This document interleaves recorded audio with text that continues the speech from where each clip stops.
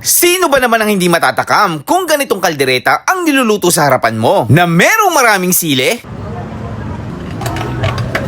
May liver spread. Wow.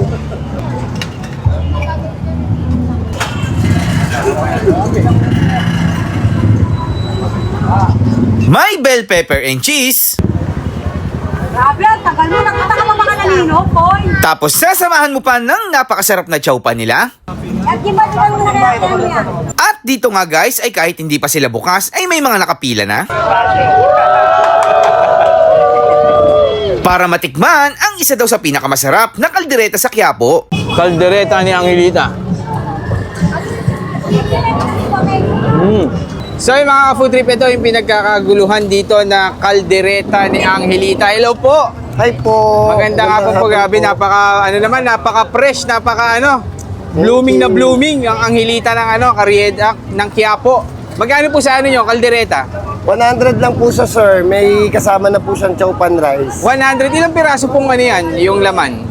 Depende Buto. po sa laki. May pag sa malalaki, 3 piraso. Sa maliliit, 4, 5. Grabe, ayun po yung dining area nyo sa likod po, Ito no? po, sir, yung dining Grabe, namin. kanina sobrang haba ng pila, guys. Ngayon medyo kumalma na, yan na lang. Sige po, pa-try nga po ako ng kaldereta nyo. Kaldereta po isa.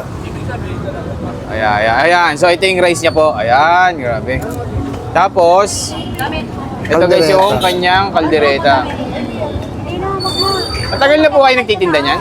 Mga 6 months na din, kuya. 6 months pa lang. Pero ba't ganito? Ba't ang daming tao? Siguro masarap talaga, Masarap talaga siya. no? Opo. Ano yung sariling recipe niya po? Sariling recipe po, sariling gawa ko po yan. Sariling gawa, no? Parang ang lambot-lambot. Tapos parang humihiwalay sa buto na yun pag kinagat. Take out lang eh. Tapos sasabawan pa yung Yes po, lalagyan natin ng bell. Yun, may bell pepper pa. Sabaw sa kanin. Pwede po lagyan ng sabaw yung kanin? Pwede po, sir. Yun. Solid. Ayan, grabe. Ito na. Patingin niya po, 100 pesos. Ito. Yeah, 100 Ayan. pesos po yan. Ma'am, tanong ko na lang po, ano po ba ang location nyo dito and anong oras kayo nagbubukas? Ngayon, hapon na kami. Alas 2 na ng hapon, i-start na kami. Nakakaluto kami ng mga 3:30.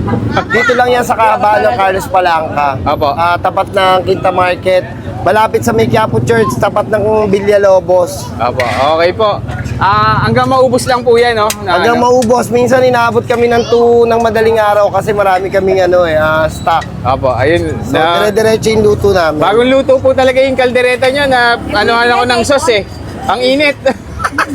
Sige po, thank you po. Titikman ko na po ito. Sige po. Ma'am Angelita, thank you. So yung mga food trip ito guys, titikman na natin yung kaldereta ni Angelita. Ito guys, 100 pesos tama, no?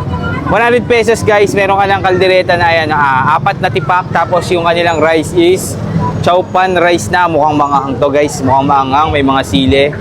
Tikman natin yung muna niya. Yung kaldereta niya, ayan, mabuto-buto. Kamayin natin yan guys. Ayan. Sabi, bagong luto lang to, kaldereta ni Angelita.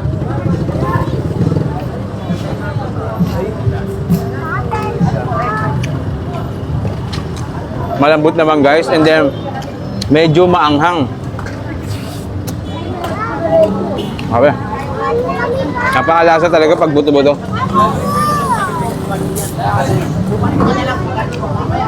Sarap. Tingnan natin sa rice, chowpan rice.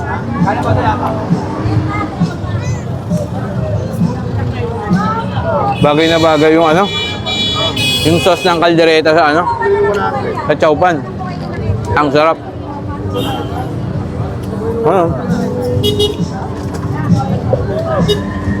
Kaldereta ni Angelita.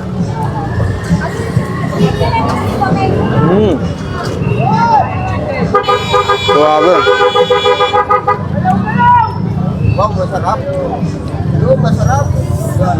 Bakit na tayo dito? Panalo guys.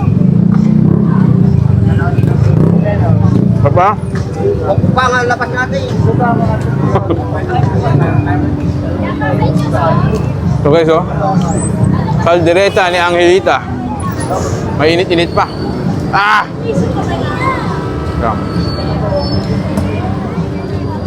Tikman natin.